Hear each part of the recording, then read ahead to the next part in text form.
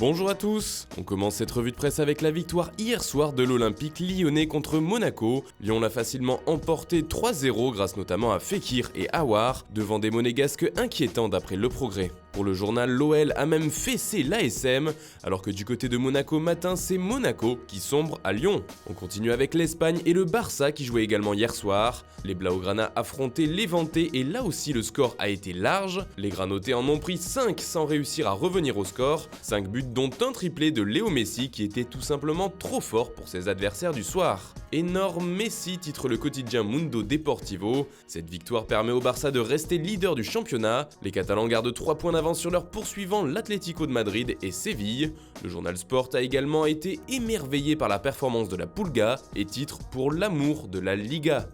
Le Real Madrid, quant à lui, n'a pas vraiment la tête au championnat espagnol. En effet, les joueurs de Santiago Solari ont atterri à Abu Dhabi à l'occasion du mondial des clubs, comme le rapporte Marca. Les merengues affronteront ce mercredi le club japonais du Kashima Antlers en demi-finale de la compétition.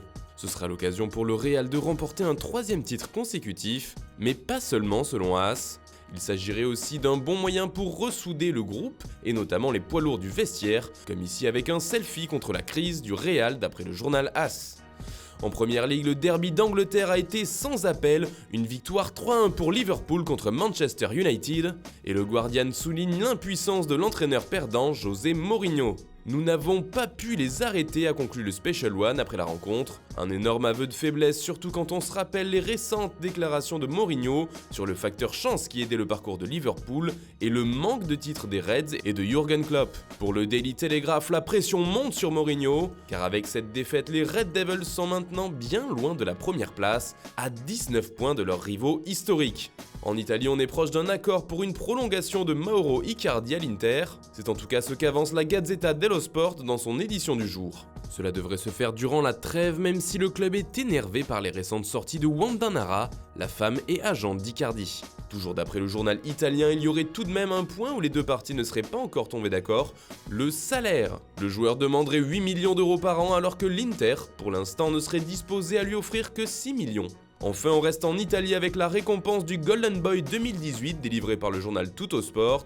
Et cette année, c'est donc Matthijs de Ligt qui remporte ce trophée. Lancé par le quotidien sportif italien il y a 16 ans, le Golden Boy récompense chaque année le meilleur joueur de moins de 21 ans évoluant dans un championnat européen. Le défenseur néerlandais succède ainsi à Kylian Mbappé, et de nombreuses grosses écuries européennes sont déjà prêtes à lui faire la cour, le Bayern Munich, le FC Barcelone, la Juve et les 2 Manchester notamment. Voilà, c'est tout pour ce matin, bonne journée à tous, on se retrouve très vite pour une nouvelle vidéo sur Foot Mercato.